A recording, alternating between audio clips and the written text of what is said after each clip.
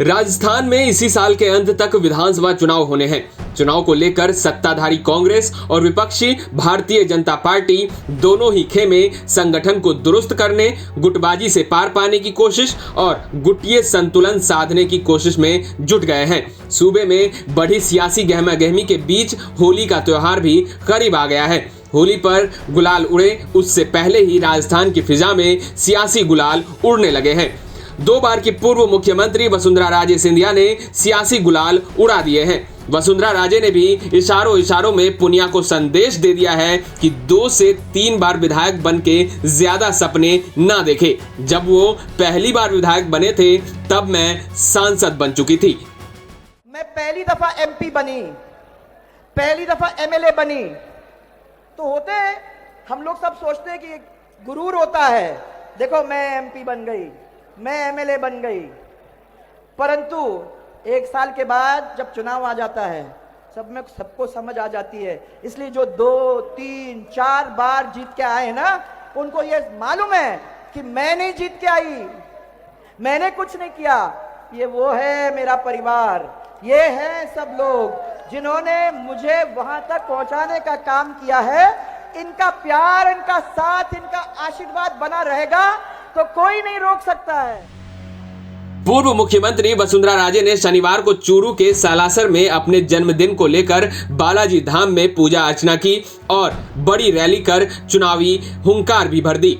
2018 के विधानसभा चुनाव में हार और सतीश पुनिया को राजस्थान बीजेपी की कमान सौंपे जाने के बाद से हाशिए पर चल रही वसुंधरा राजे ने अपने जन्मदिन के बहाने शक्ति प्रदर्शन कर कई संदेश भी दे दिए। वसुंधरा राजे और बीजेपी शीर्ष नेतृत्व के रिश्तों में साल 2014 के लोकसभा चुनाव के बाद से ही खटास आने लगी थी। बीजेपी के शीर्ष नेतृत्व ने राजस्थान में पार्टी की कमान गजेंद्र सिंह शेखावत को सौंपने का मन बनाया तो वसुंधरा राजे इस मंशा के विरोध में खुलकर उतर आई। वसुंधरा गजेंद्र सिंह शेखावत को राजस्थान बीजेपी का अध्यक्ष बनाए जाने के खिलाफ अड़ गई और पार्टी नेतृत्व को अपना मन बदलना पड़ा। वसुंधरा राजे की पसंद का ध्यान रख बीजेपी ने मदन लाल सैनी को राजस्थान संगठन का नेतृत्व सौंपना पड़ा था।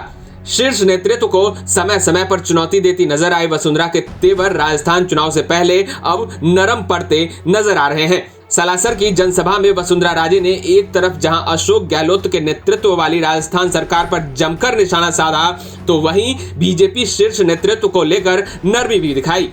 कड़े तेवर के लिए पहचान रखने वाली वसुंधरा राजे ने अपने आप को बीजेपी संगठन की कार्यकर्ता बताया और साथ ही ये भी कहा कि प्रधानमंत्री नरेंद्र मोदी और अध्यक्ष जेपी नड्डा के नेतृत्व में चल रही हूं, जो बालाजी की आस्था और जनता के आशीर्वाद का दीप जलाया है, वह किसी आंधी तूफान से बुझने वाला नहीं है। इस बयान से वसुंधरा ने एक तरफ जहां शीर्ष नेतृत्व के साथ दूरी पाटने के संकेत दे दिए तो सतीश पुनिया खेमे को साफ संदेश भी दे दिए।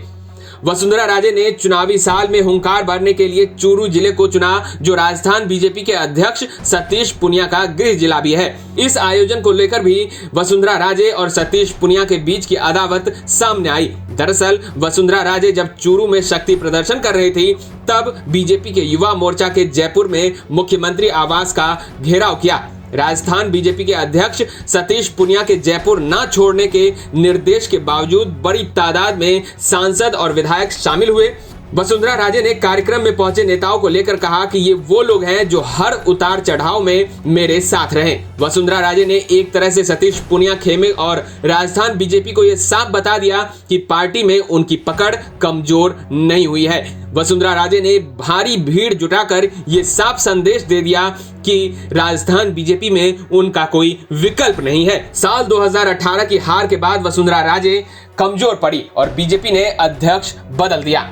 सतीश पुनिया को राजस्थान बीजेपी की कमान सौंपी गई और उसके बाद वसुंधरा न सिर्फ राजस्थान की सियासत में हाशिए पर चली गई, शीर्ष नेतृत्व के साथ रिश्तों में भी खटास और बढ़ती चली गई।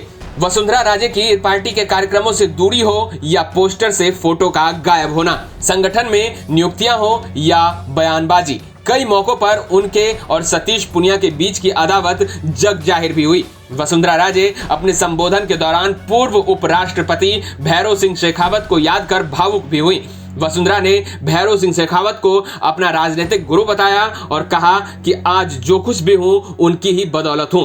वसुंधरा राजे ने अपनी राजनीतिक सफलता का श्रेय भैरव सिंह शेखावत को दिया। सियासत के जानकार इसे गजेंद्र सिंह शेखावत से अदावत के कारण पहुंचे नुकसान को भरपाई बता रहे हैं। सामाजिक समीकरण साधने की कोशिश भी इसे बताया जा रहा है। वसुंधरा राजे ने एक तरफ जहां शीर्ष नेतृत्व को लेकर नरमी दिखाई, तो वहीं सतीश पुनिया खेमे को भी साफ संदेश दे दिया। बतौर मुख्यमंत्री अपने कार्यकाल की उपलब्धियां भी गिनाई। वसुंधरा राजे ने शक्ति प्रदर्शन कर मुख्यमंत्री पद के लिए बीजेपी की ओर से दावेदारी भी ठोक दी है। वसुंधरा राजे ने अपने संबोधन की शुरुआत में हे बजरंगबली हनुमान, हे महावीर करो कल्याण से की। अब देखना यह होगा कि 2018 से ही सियासी वनवास झेल रही वसुंधरा राजे का महावीर कितना कल्याण करते हैं। ब्यूरो रिपोर्ट, राजस्थान तक।